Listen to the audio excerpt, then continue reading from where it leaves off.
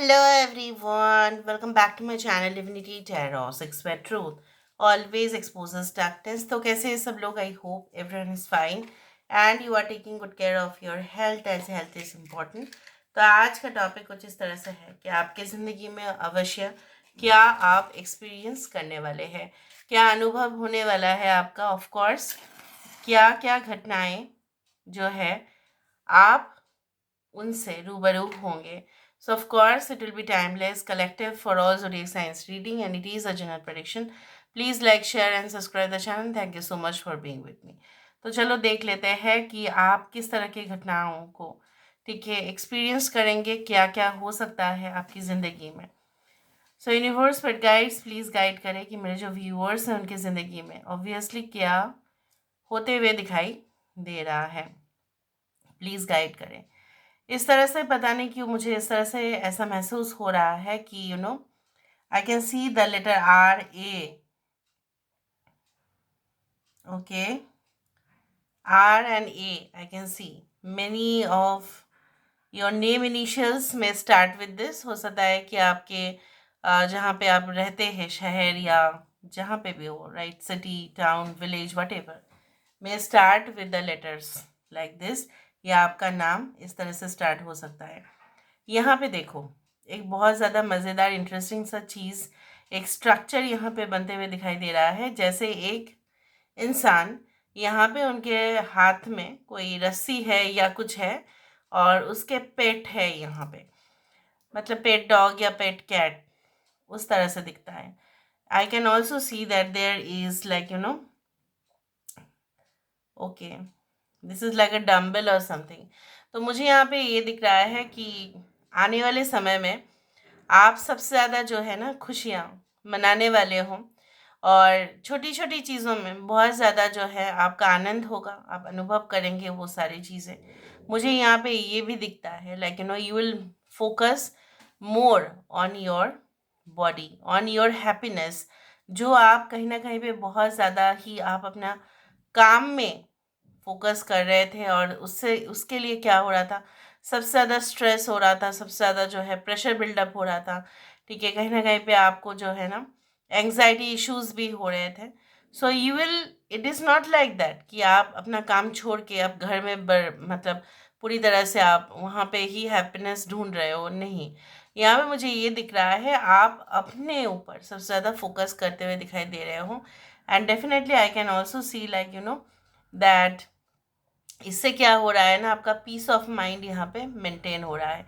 कुछ लोगों के लिए मुझे यहाँ पे ये भी दिख रहा है जो आपको ऐसा लगा था कि दैट इक्विटी यहाँ पे सही से नहीं हुआ, इक्वालिटी नहीं होता है, बराबर का हक नहीं मिलता है. ठीक है, वो सारे इश्यूज जो थे इन द पास्ट, ठीक है, वो फ्यूचर में जाके एड्रेस होंगे. जैसे बोला जाता है कि एक तो यूनिवर्स का लॉ होता है, law of attraction, law of manifestation. उसके नीचे होता है हमारा समाज, जहाँ पे हम सोसाइटी में, कम्युनिटी में लॉज बनाते हैं. रिलीजन का भी लॉ होता है, धर्म का भी. और फिर होता है हमारा legal jurisdictions law, that is high court, ठीक है, supreme court, lower divisional court.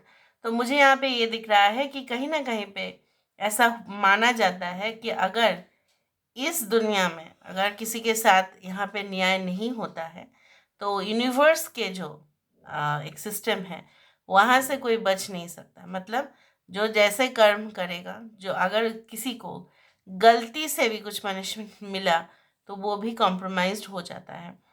So I do think so that अगर आपने इन द पास्ट अगर कुछ रिलेशनशिप में लॉस हुआ जहाँ पे आपका कोई भी दोष नहीं था, जहाँ पे आप डिज़र्व करते थे वो जॉब, लेकिन वो बाय डिफ़ॉल्ट किसी और को मिल गया, कोई और, ठीक है, लेके चला गया वो अपॉर्चुनिटी. तो मुझे यहाँ पे ये दिख रहा है that you are going to you know you are going to get it back. जो आपका लॉस्ट पोजीशन था, ठीक है, जो आप कर सकते थे और आपने कर भी दिया था, बट उसका रिवॉर्ड आपको मिला नहीं था.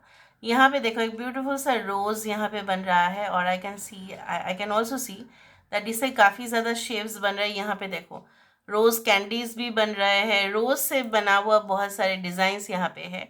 मे बी रोज़ बेडशीट, उस तरह से हो सकता है कि आप जहाँ पे हो वहाँ पे कोई रोज़ पैटर्न का बेडशीट है, कुछ इस तरह से it is related to rose. And ऐसा भी माना जाता है कि रोज़ वाटर अगर आप अपने यूज़ करते हो, ठीक है, ऑन अ डेली बेसिस, या यू कैन यूज़ इट, तो it gives you the skin, okay, texture changes, ऐसा माना जाता है। तो रोज़ हैज़ मेडिसिनल इफेक्ट्स ऑल्सो।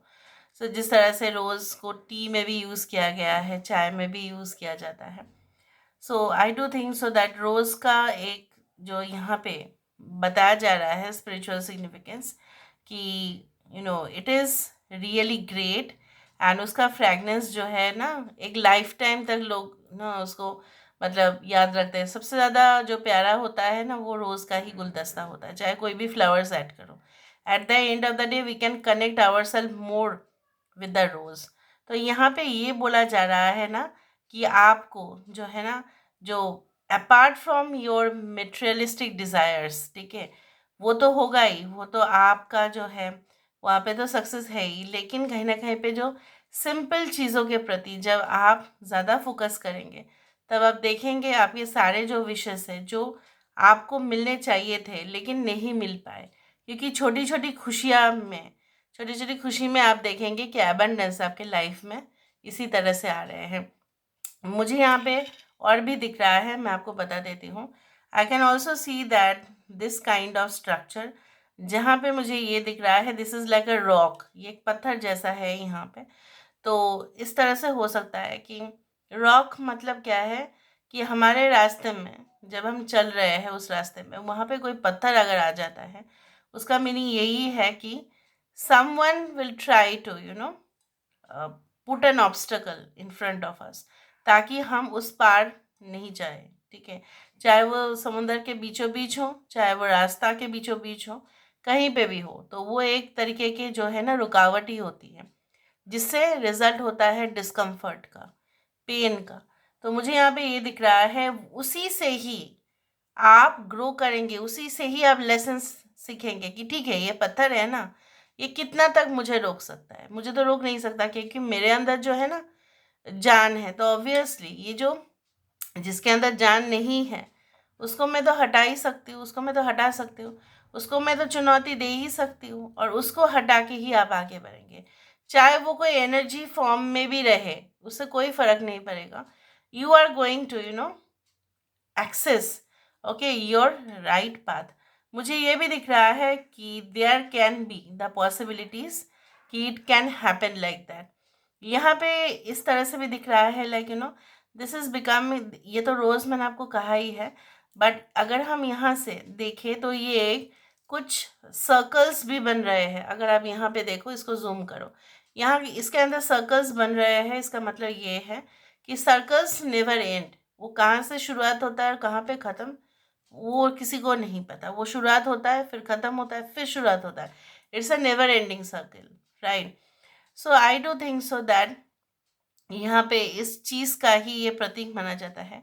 आगे जाके अगर आप कोई बैड सिचुएशन, बहुत टेरेबल सिचुएशन से जा रहे हो, इसका मतलब ये नहीं है कि आप उसी में से ही स्टक रह जाएंगे, वही आपकी ज़िंदगी बन जाएंगे, नहीं।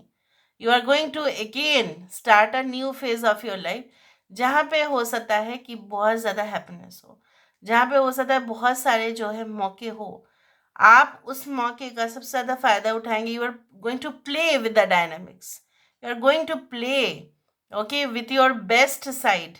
But again you have to remember कि ये शॉर्ट पीरियड ऑफ टाइम के लिए है। तो मुझे ना बहुत बड़े जो लेसन है उसके लिए हमेशा प्रिपेयर रहने चाहिए। So this is that you are going to experience. So let's see, let's find out with the help of the cards.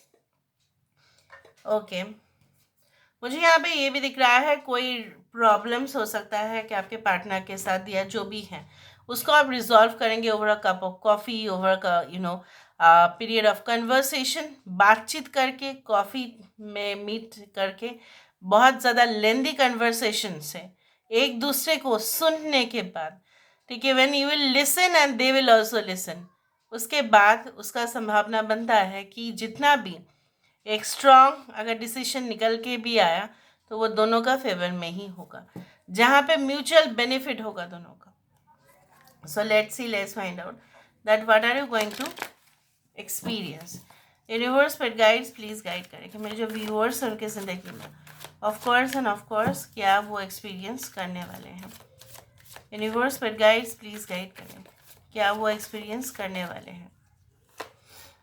So we do have the come to the age. यहाँ पे हमेशा ही हम देखो, जैसे मैंने आपको बताया, हमेशा ही हम सेंटर पे नहीं रह सकते। हमें हमेशा एज में आना पड़ेगा, रिस्क लेना पड़ेगा, तभी जाके हम और फ्लेक्सिबल हो पाएंगे ज़िंदगी में। सिर्फ और सिर्फ जो है ना, हम अपने कंफर्ट जोन में रह के ना ज़िंदगी में प्रोग्रेस नहीं कर सकते। कुछ ऐसा मैं नहीं बोल रही हूँ तो आप लोग फिर डेयर एंड डेविल का गेम वो जो है वो खेलो, ऐसा नहीं है। मैंने आपको ये कहा है कि that you have to take certain kind of risk, मतलब कैलकुलेटेड रिस्क, जहाँ पे आप अपना लक को आजमा सकते हो, जहाँ पे आप कुछ ऐसा कर सकते हैं जो आपके अंदर ऑलरेडी वो पोटेंशियल है, but still you are not trying. Maybe आपको ऐसा लग रहा है लोग क्या समझेंगे, लोग क्या सोचेंगे, अगर मैं जीत गई, अगर मैं जीत गया तो शायद मेरे फ्रेंड्स नहीं रहेंगे, वो सारे चले जाएंगे। देखिए ये सारे रेस्ट्रिक्शंस आपको रोक रहे हैं वो एज में आने के लिए, और जब आप एज में आते हो ना तब आप पूरी सिनेरी जो है वो देख पाते हो। So I do think so that in the future you are going to come to the age and experience all the happenings in this world.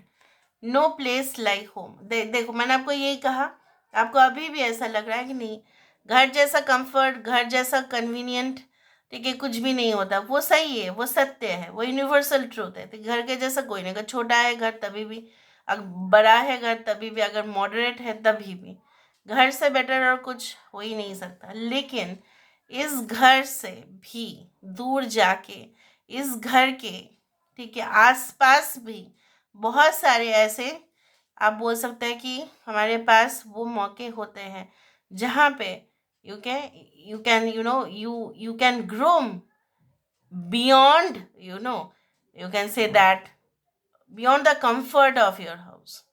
सिर्फ कंफर्ट हमें देखना नहीं है, हमें ये भी देखना है कि हम कितने अच्छे कर सकते हैं अपने लाइफ में, ठीक है।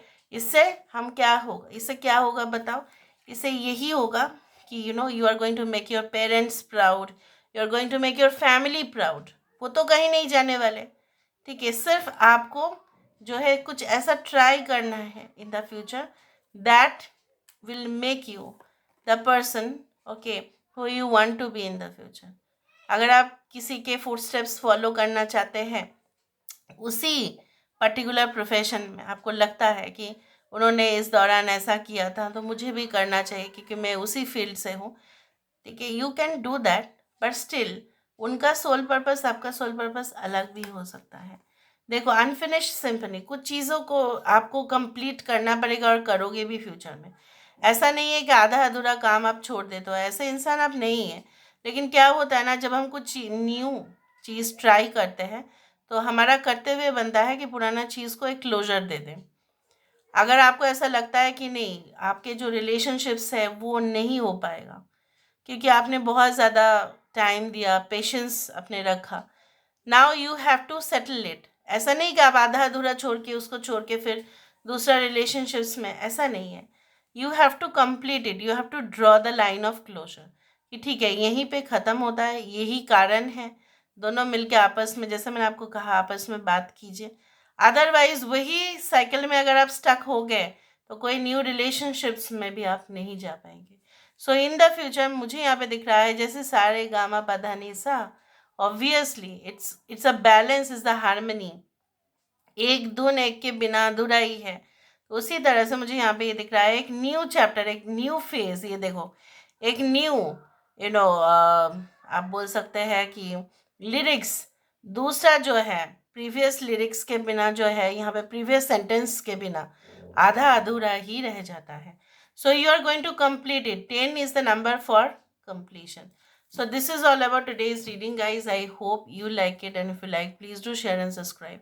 Thank you so much for being with me. Love you a lot. Take care of yourself and